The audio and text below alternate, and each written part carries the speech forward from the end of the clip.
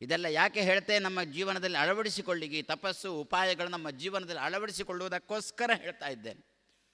ವಾಸುದೇವನ ಅಪ್ಪ ಮಧ್ಯಗೇಹ ಭಟ್ರು ನಡಿಲ್ಲಾಯರು, ಅವ್ರದ್ದು ಕ್ರಮ ಗೊತ್ತಲ್ವೋ ಏನು ಅಂತ?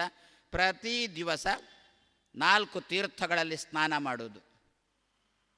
ತೀರ್ಥಗಳು ಎಲ್ಲೆಲ್ಲಿ ಉಂಟು?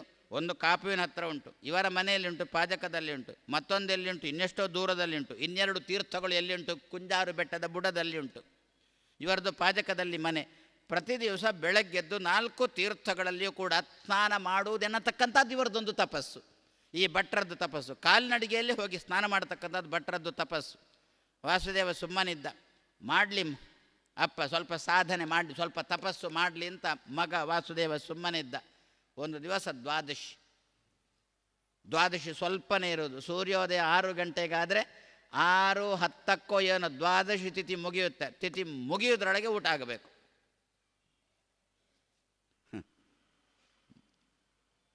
ಮೊನ್ನೆ ಒಂದೇನೋ ಅಂದಿದ್ದೆ, ಕೆಲವರು 10 ಗಂಟೆ ಆದರೂ ಊಟ ಮಾಡೋಲ್ಲ ದ್ವಾದಶಿ ದಿವಸ, ಮತ್ತು ಕೆಲವರು ಸೂರ್ಯ ಏಳುವ ಮೊದಲೇ ಊಟ ಮುಗಿಸಿಬಿಡ್ತಾರೆ.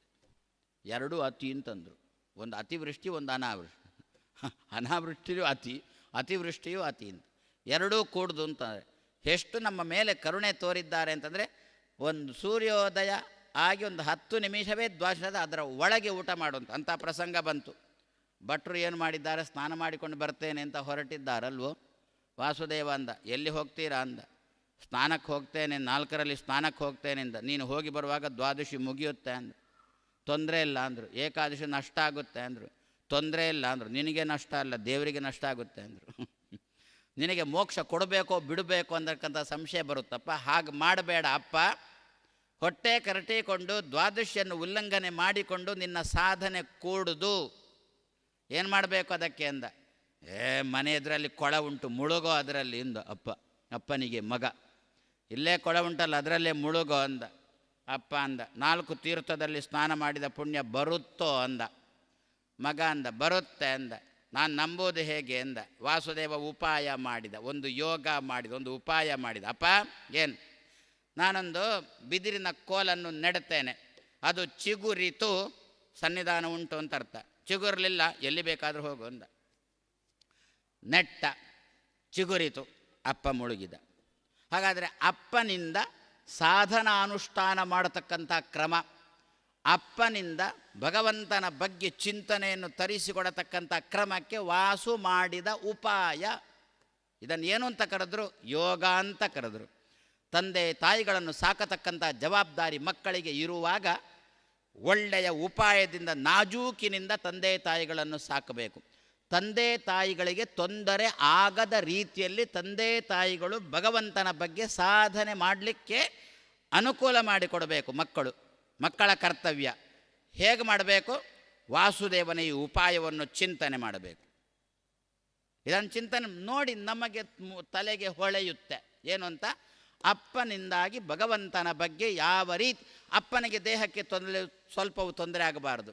ಅಪ್ಪನಿಗೆ ವಯಸ್ಸಾಗಿದೆ, ಅಪ್ಪನೋ ಅಜ್ಜನೋ ವಯಸ್ಸಾಗಿದೆ, ದೇಹಕ್ಕೆ ತೊಂದರೆ ಆಗಬಾರದು. ಆದರೆ ಉಳಿದ ಆಯುಷ್ಯವನ್ನು ವ್ಯರ್ಥನೂ ಮಾಡಬಾರದು ಅಲ್ವೋ. ಅದಕ್ಕೆ ಬೇಕಾಗಿರತಕ್ಕಂಥ ಸಾಧನೆಗಳನ್ನು ಕೂತಲ್ಲೇ ಮಾಡಿಸುವುದು ಹೇಗೆ ಎನ್ನುವ ಉಪಾಯ ಪುಳ್ಳಿಗಳಾದ ಅಥವಾ ಮೊಮ್ಮಕ್ಕಳಾದ ಮಕ್ಕಳಾದ ನಿಮ್ಮ ತಲೆಗೆ ಹೋಗಬೇಕಾದ್ರೆ ವಾಸುದೇವ ಮಾಡಿದ ಈ ಉಪಾಯವನ್ನು ಚಿಂತನೆ ಮಾಡಬೇಕಂತೆ ಪ್ರತಿ ದಿವಸ. ನಮಗೊಂದು ಏನಾದರೂ ಹೊಳೆಯುತ್ತೆ ಅಂತೆ. ಅಪ್ಪನಿಂದ ಹೀಗೆ ಏನೋ ಅಪ್ಪನದೊಂದು ಆಸೆ ಇರುತ್ತೆ, ದೇವರಿಗೊಂದು ಬ್ರಹ್ಮೋತ್ಸವ ಕೊಡಬೇಕು ಅಂತ, ಏನೋ ಬದ್ರಿ ಯಾತ್ರೆ ಮಾಡಬೇಕು ಅಂತ. ಅಪ್ಪನಿಂದ ಬದ್ರಿ ಯಾತ್ರೆ ಮಾಡಿಸಬೇಕು ಅಂತ ಮಕ್ಕಳಿಗೆ ಆಸೆ ಇರುತ್ತೆ. ಆದರೆ ಅಪ್ಪನ ದೇಹ ಕೇಳ್ತಾ ಇಲ್ಲ, ಅಪ್ಪನಿಗೆ ವಯಸ್ಸಾಗಿದೆ, ದೇಹ ಕೇಳ್ತಾ ಇಲ್ಲ. ಹೌದಾ? ವಾಸುದೇವನ ಈ ಯೋಗವನ್ನು ಚಿಂತನೆ ಮಾಡು, ವಾಸುದೇವನ ಈ ಉಪಾಯವನ್ನು ಚಿಂತನೆ ಮಾಡೋಣ.